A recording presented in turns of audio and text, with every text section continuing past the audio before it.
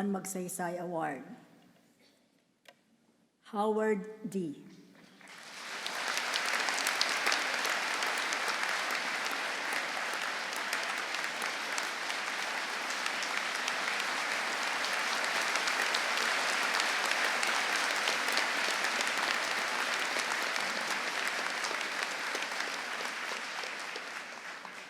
Poverty eradication, indigenous peoples' rights, social justice, peace building.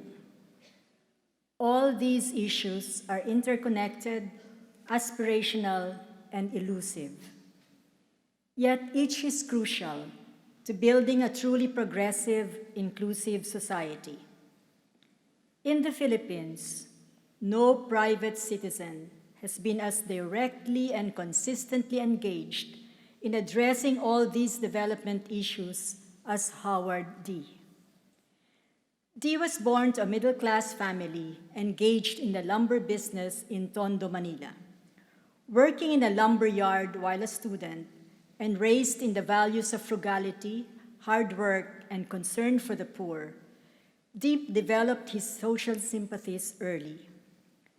After his university studies, he built a successful business career as shareholder and president of United Laboratories, or Unilab, a pioneering local pharmaceuticals company.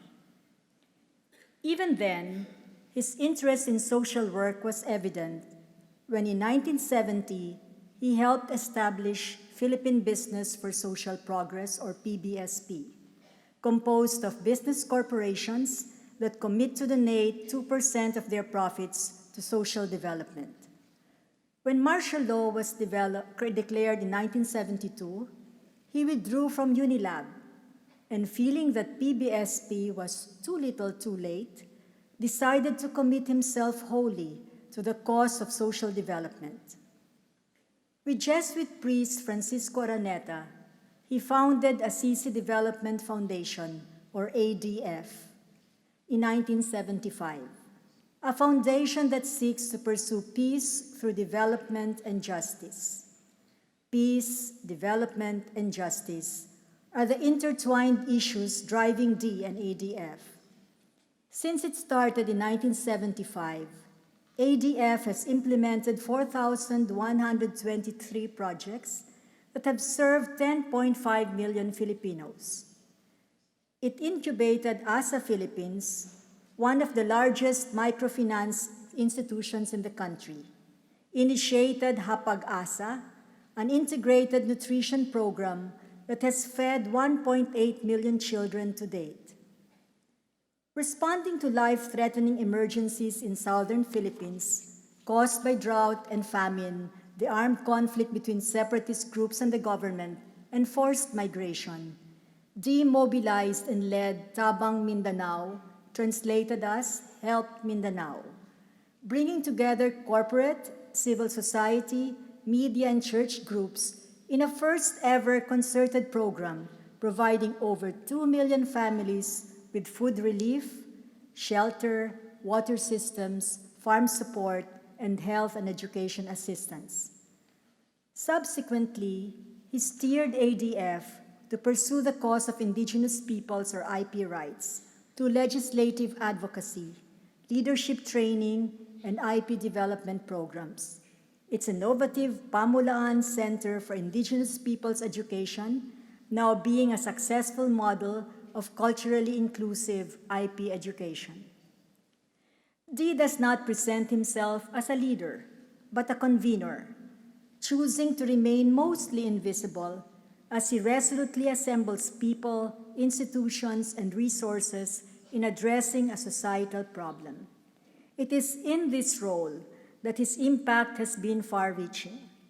Thus, he has been asked by government and civic leaders to lead initiatives such as a National Peace Conference from 1990 to 1992, the Social Reform Agenda from 1993 to 1995, peace talks with the Communist Party from 1993 to 1994, and the Bangsamoro Basic Law Peace Council in 2015. That he served 5 Philippine administrations in 4 different capacities shows the deep trust he enjoys across sectoral and political lines. If DEE sees his many engagements as part of an integral whole, the work he does is also integral to the man. Deeply spiritual, DEE explains, and I quote, "Loving others is an expression of being human. We can't be human unless we are just," close quote. In electing Howard DEE to receive the 2018 Ramon Magsaysay Award, the Board of Trustees recognizes his quietly heroic half-century of service to the Filipino people, his abiding dedication to the pursuit of social justice and peace to achieve dignity and progress for the poor, and his being, by his deeds, a true servant of his faith and an exemplary citizen of his nation.